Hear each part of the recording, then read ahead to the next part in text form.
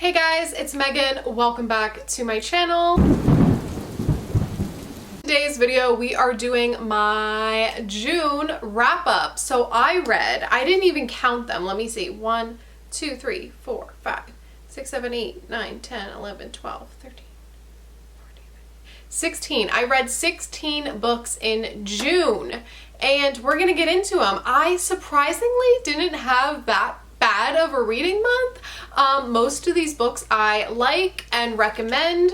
There was just one star that I absolutely hated, which if you saw my vlog, you will know. And then I had two stars that weren't terrible. I was just a little disappointed. Like, you know when your parents aren't mad at you, they're just disappointed. That's how I felt about those two books. And then I had 2 3 stars, 3 3.5, 1 2 3 4 4 stars, 1 4.5, and 3 5-star reads. So if you're new here, how I do wrap-ups, I always start with the book that I liked the least, and then I work my way up to the book that I liked the most. So my 1-star read, if you didn't see the vlog, I definitely recommend, because I went on a rampage. I will leave it linked up above. And it was the new Riley Sager book, which is so surprising because I really like Riley Sager and I was not expecting to give his book 1 star. I thought maybe 3 stars at the least. No, I gave it 1 star. I went on a rampage in that video. There is a spoiler section that I was ranting in. So if you haven't read that book and you want to, definitely do that before watching the spoilers. Book is, the twist was just so infuriating for me.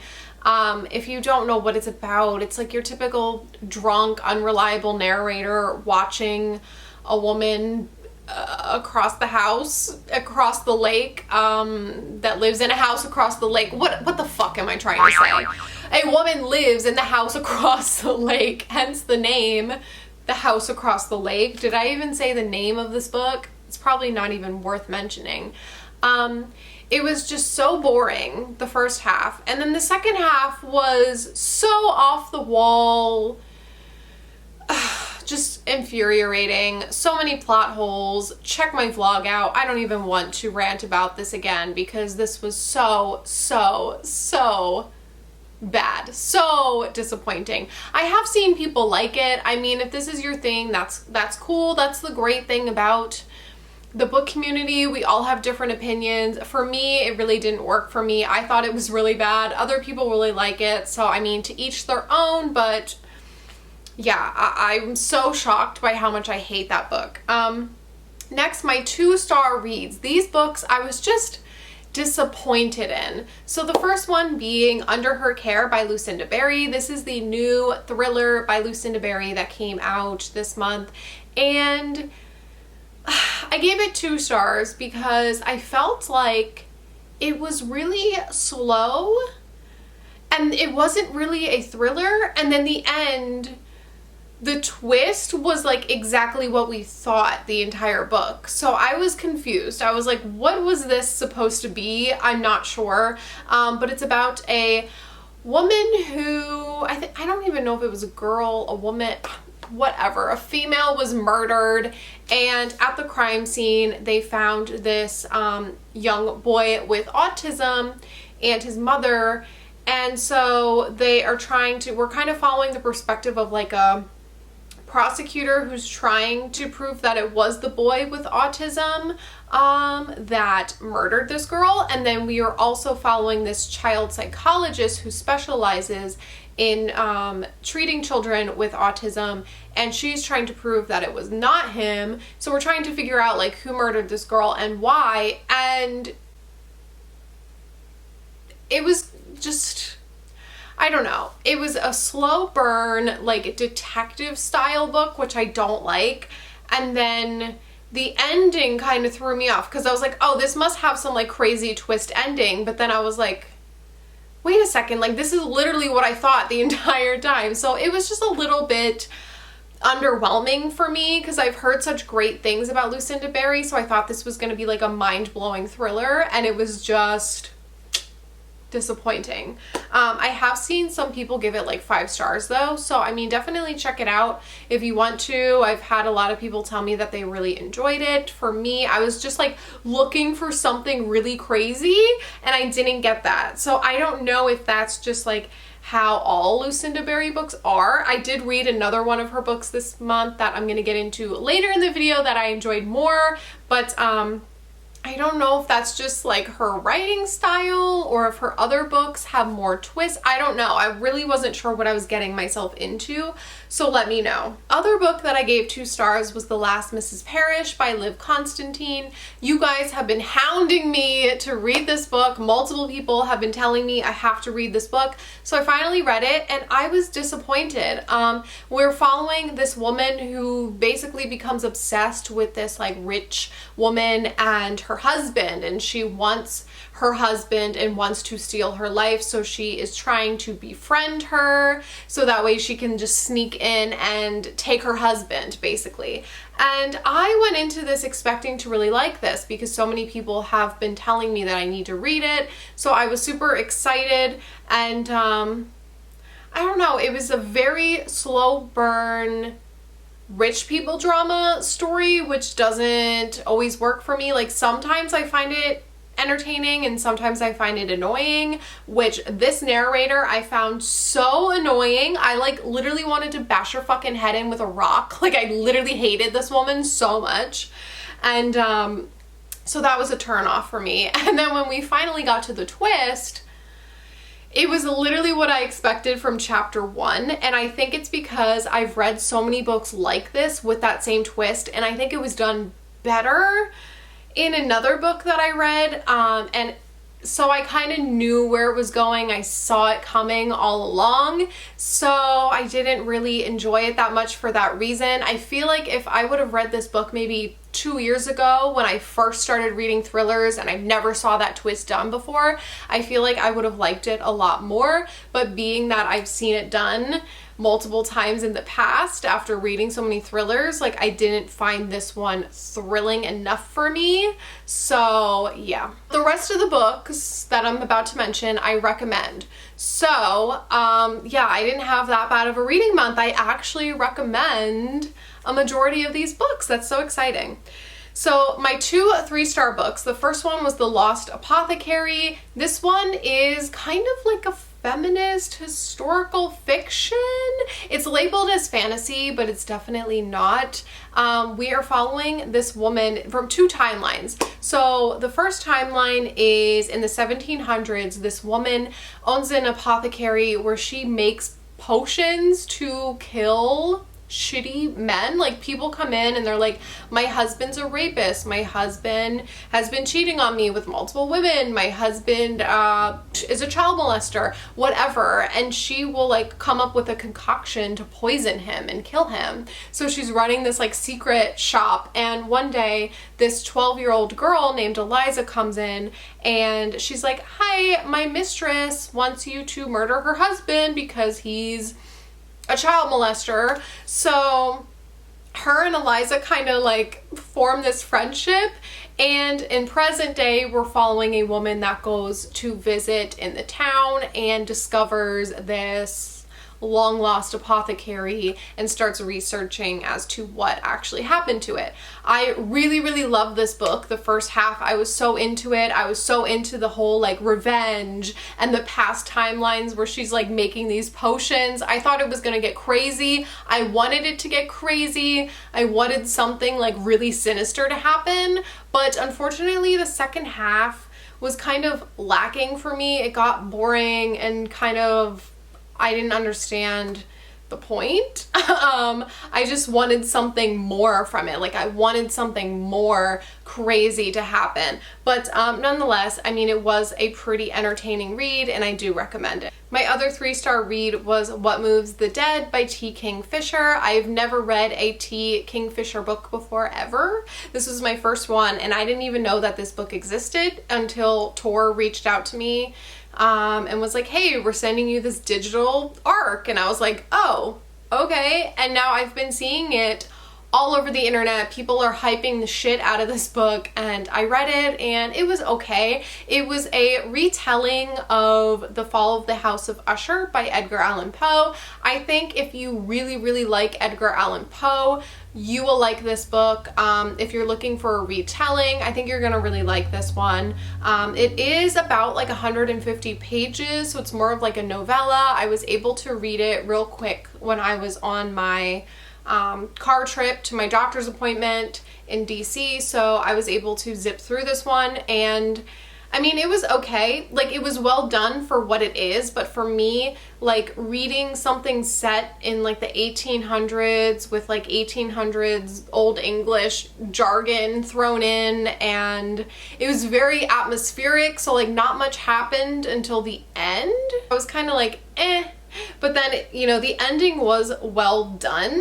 It was just like personally not for me, but I still enjoyed it and I still recommend it. I think this is going to be geared towards like a specific group of people and unfortunately it just didn't do much for me in terms of horror, and it does have to do with fungus, by the way, which...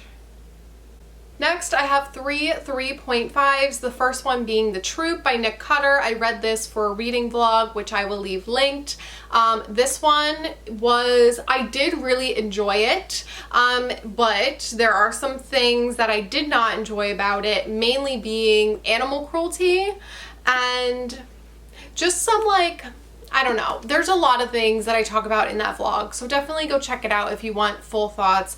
But we're following this group of Boy Scouts who go on this trip, and they're kind of on this deserted island, and we find this man, this emaciated man comes out, and he has something, and everything goes batshit wild insane.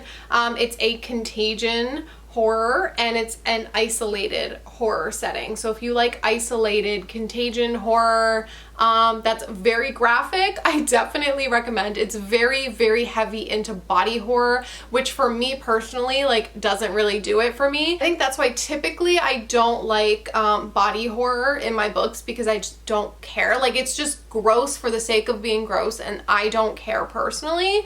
So yeah, I think those are like the issues that I had with it, but it was really well done, really well written, and definitely look up trigger warnings. The animal scenes, I was like on a rampage, so go watch my vlog before you read this one. It's spoiler free. The next 3.5 is Lovesick by John Athan. Now, this one is an extreme horror book that I read on Kindle Unlimited about this man whose girlfriend is cheating on him, and he is obsessed with giving people diseases. Yeah, so you can only imagine what's gonna happen there. That's all I'm gonna say. Look up the trigger warnings for this one. This one is batshit wild, nasty, gnarly, disgusting, insane. There are some scenes with food that I was like literally unable to eat for the entire day because I felt like throwing up every time I ate. I will never look at fast food ever again in my life. Thank you, John. This book is just disgusting and disturbing. So if you're into that, I definitely recommend. I don't think it was anything like super mind-blowing or anything. You kind of knew where it was gonna go the entire time, and you kind of knew what to expect. So I gave it a 3.5. I liked it, I enjoyed it, I recommend it. It just wasn't anything mind-blowing. My last 3.5 is A Head Full of Ghosts by Paul Tremblay. I actually finished this one this morning before filming this. It's the last day of June, and I quick listened to this audiobook. I started it last night, finished it this morning. Super quick audio, and I'm not sure how to rate this one. So we are following this family, and this entire book is told from the perspective of the younger sister. There's two sisters. We're hearing this story told from the younger sister, and it's 3 different kind of timelines. So it's present day, where she is doing this interview with someone about the events that happened in this family. And then she is also telling us the story in first person perspective of what happened exactly as it was happening. And then we also get blog posts from someone talking about this TV show that was based off of the events that happened to this family. Does that make any sense? So we are following this family as the older sister, Marjorie. There's Marjorie and Mary. They're so close in names that I get them mixed up. So Marjorie is the older sister, and they don't really say it in the book, but on the back of the book it says that she has schizophrenia. And throughout the book there are also like possession scenes. I don't even know how to describe this book. Like, I can't really describe it without like giving spoilers away, but it's kind of like, the ending is a little ambiguous. Like, you kind of like, what the hell did I just read? And the problem that I had was that it was very, very, very slow. I was expecting like a possession horror. It reminds me of The Exorcist, but like make it really, really slow. And it was more of a family case study, like a character study. I don't even know. It was like a slow-paced drama with like possession scenes in it. I don't even know how to describe this one. I really, really loved it when I started the book. And then as I got to like the halfway mark, I was like, okay, nothing is happening. I was confused. It was more like a family drama. So I'm like, what is this book? And then we got some possession scenes, and then I was just really confused because the blog posts of this TV show that was happening made me confused. And then the ending took this wild turn, which I liked. I appreciated that something happened. But then I was like, wait a second. I am questioning everything that I just read. I didn't know how to rate this one because I'm so in between loving it, hating it, not giving a shit about it, liking it, and now I read the ending and now I want to reread it physically. So that way, because now I'm like, wait a second, what happens at the end? I'm like, I need to like reread this physically to see if I can see what was going on throughout this book. You know, I don't know. I'm mixed about it. I honestly don't know how to feel about this one. Definitely let me know if you read this and how you feel, because I am so torn. That's why I'm just going with a 3.5 for now. I don't know. I'm also an idiot, so I get confused really easily, and then my mind is just like blown. So take that with a grain of salt. I don't know. I constantly hear mixed reviews about this one, so I don't know. Next, I had 4 4-star reads. The first one being Bird Box by Josh Malerman.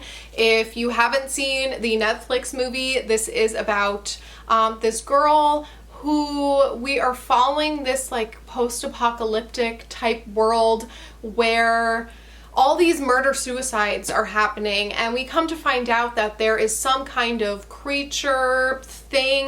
We're not really sure. It's like invisible. It never really presents itself in the book. But we are following this creature that is infecting people, and when you see it, that is when all these murder-suicides occur. So it is passed on through sight. So all these people are like walking around blindfolded, and we're just following this world in which, you know, all these people are terrified of catching this disease that is passed on through sight, I guess. So I did see the Netflix movie a while ago and decided to read this, and I'm glad I did because I actually really, really enjoyed it. It is a little bit different from the movie, and I just really enjoyed how this book literally plays out in your head like a movie.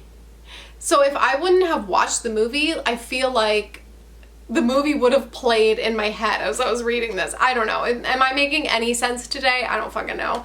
But this was really well done. I highly recommend it. It was a little bit slow at times, I would say, but I still really enjoyed the overall atmosphere and the storyline of what was going on. I wish like there were some more crazy scenes going on that weren't shown in the book. I don't know. I guess I was just, I'm always expecting the most. Like I'm always expecting some crazy dramatic thing to happen, and like that doesn't need to happen for a book to be really good, but I don't know. I still really enjoyed this and I gave it 4 stars. Next is Where the Crawdads Sing by Delia Owens. This was a reread. I read this a couple years ago and I gave it 5 stars. That's like when I barely ever read books. So I was like, is this actually that good, or was I just giving everything 5 stars back then? So I did a reread and I bumped it down to a 4 star. So we are following this woman. It's kind of like a coming of age contemporary slash murder mystery slash historical fiction. I don't even know how to describe this book. So we are following this girl who is basically raising herself after her family either like dies or abandons her, and she is known as the marsh girl because she is basically raising herself in this marsh. And come to find out, we are also following her 2 like love interests throughout the book, and one of them we find was murdered. So there's also like this murder mystery situation going on, which we are trying to figure out how this guy was murdered and who did it. So I really enjoyed those aspects because this is a really, really slow burn, and it was a little bit boring the second time around and unrealistic. I was like, there's no way in hell this girl is like raising herself in the fucking marsh when she's like 8 or however old she was. But I think the murder mystery and like what happens at the end was really good. Like I really enjoyed it. It's just that this author, I've heard some sketchy things about this author. I don't know. People are saying she like murdered someone in real life, and she was saying that this is closely related to a situation that happened in real life. And I'm like, girl, are you confessing that you murdered someone? I don't want to spread any rumors, but like Google it, okay? Because what the fuck? My next 4-star read was Shiver by Junji Ito. This was my first Junji Ito book that I've ever read, and I love it. It's a book of short stories, short horror stories, and it's just like different types of horror. So one was like body horror, and one was like the fear of death, and it just tackles all these different fears throughout the book, and I really enjoyed this. The artwork is just like well done, and I don't know, I really enjoyed the stories. Fuchi, if you read this book, I love the fashion model Fuchi. So funny. I found myself actually laughing out loud at how much I loved her character. I really enjoyed this. I'm like now on a mission to read all of his books. I actually bought a few more. Sue me, okay? But look at the cover. This is stunning. I am obsessed. I want to like put this on display somehow. But yeah, I really enjoyed this and I had a fun time. And then my next 4-star read was Saving Noah by Lucinda Berry. Now this one is the other Lucinda Berry that I read and I enjoyed. And this one we are following this family where the teenage boy has pedophilic disorder. Apparently inappropriately touched, I believe, like 2 like 6-year-old girls, and I think he's 19 in the book. We are following this family and kind of how they were affected by what has happened and the perspective of the mom mostly, but also the perspective of the teenage boy. And it's really interesting because Dr. Lucinda Berry is a psychiatrist, and you can tell in her writing, like, she's really smart. She really knows her shit. I think the purpose of this book was to get you to think differently and kind of think outside the box, because normally you hear pedophile and you're like, wow, that is fucking sick and disgusting and you should burn in hell. But then this book was kind of like, it had some interesting points thrown in there. And I wouldn't go into this thinking that it's a thriller. It's more of a family drama. And then towards the end, it's more, there's some twists at the end. And there's this major plot twist at the end that I did not see coming that makes you literally rethink the entire book and what you just read, because I was like, holy shit.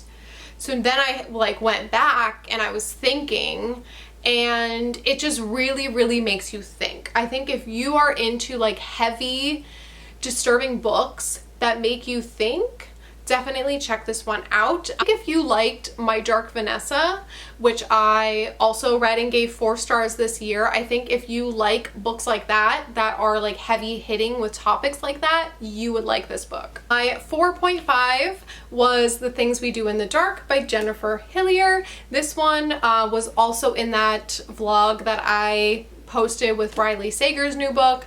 This one I really enjoyed. We are following this woman named Paris who is in jail after she is accused of murdering her husband. Her husband was found dead in the bathtub, and we are following Paris's perspective as she is going on trial for this murder that she may or may not have committed. And then we are also following the perspective of this man named Drew, who runs a podcast called Things We Do in the Dark, which there is no like podcast element. It's just him kind of interviewing people. Like there's no interview aspects, but it's just him trying to dig deeper into figuring out this mystery of what happened. And it's nothing super mind-blowing or twisty. This is probably one of Jennifer Hillier's thrillers that are like the least twisty, I would say. But there were a couple like big twists in here that really blew my mind, and I was like, wait a second, what?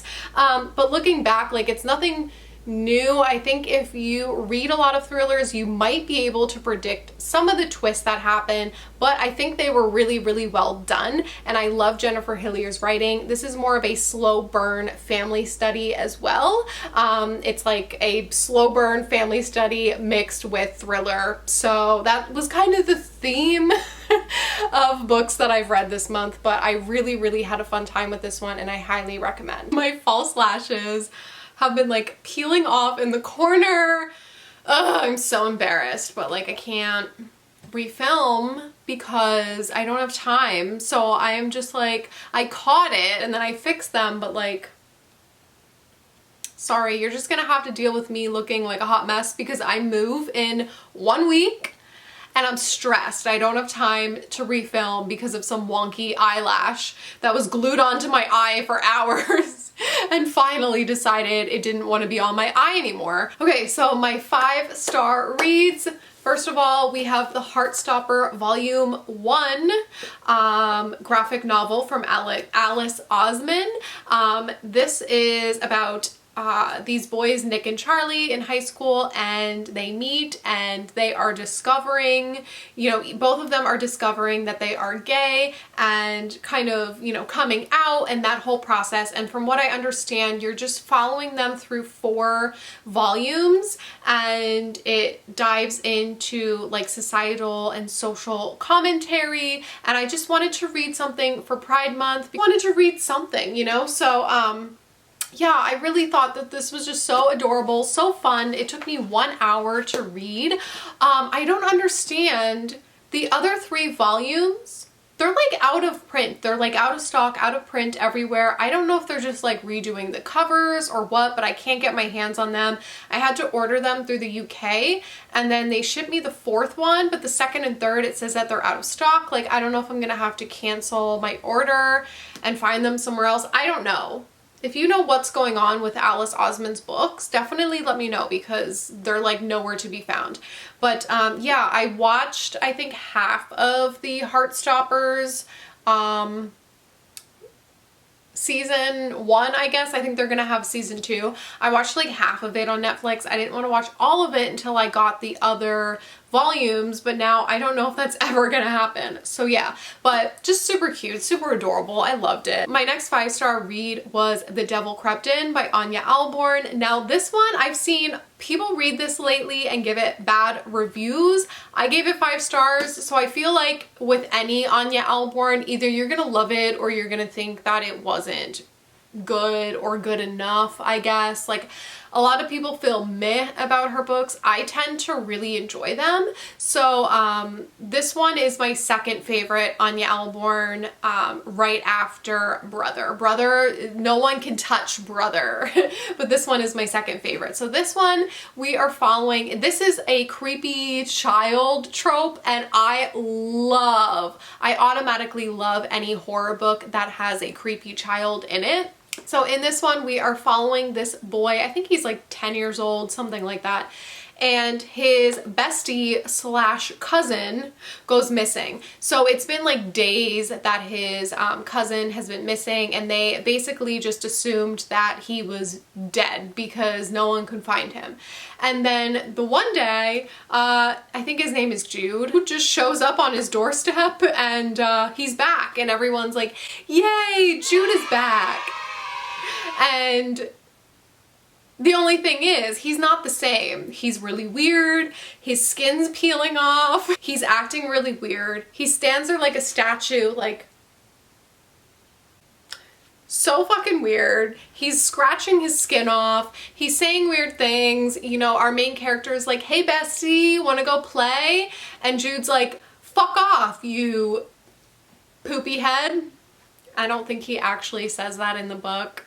He says something to that effect, and he's just so mean, and he's like cursing out our main character, and our main character is like, Mom, there's something wrong with Jude, like what is going on? And the mom's like, no, he's fine, like no one believes him. So we're following that story, and then we're also following the past and getting a little tidbit of information as to what's going on. So good. I absolutely love this. If you like creepy children, definitely check it out. Next is The Groomer by John Athen. This was my favorite book that I read this month. I gave it 5 stars, obviously, and this is an extreme horror book about a groomer, and not a dog groomer, no, a child groomer.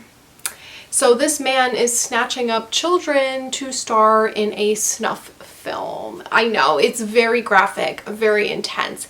If you can get through the beginning has some like very graphic scenes involving children, so if that's not your thing, steer clear of this one. But if you can get through that, the rest of it reads like a thriller. We're really following this man as he is on the search for his daughter. His daughter is missing, and he's trying to find her because she's been kidnapped, and it is crazy. The dad is just like literally beating the shit out of people, like trying to find answers, and it is so anxiety inducing. I was like gripped, like I had my arm like gripped to the couch, and I was just like panicking reading this because it brings up so many feelings. It just reads like an insane thriller. I finished this in 2 days. If I didn't have things to do, I would have finished it in 1 day. So good, so well done, and it's very just like depressing, bleak, and disturbing, and graphic, and so anxiety inducing, but really worth it. I really enjoyed this book so much. I literally went on Amazon and purchased this book immediately after reading it on Kindle Unlimited. Jeffrey Bezos. But yeah, this book is just so good. I wanted a physical copy so I can just like have it on my shelf and reread it, and I'm obsessed. This is one of my favorite books that I've read this year, if not my favorite. This one and Tender is the Flesh are my 2 favorite reads of this year, like, and of all time. They're up there.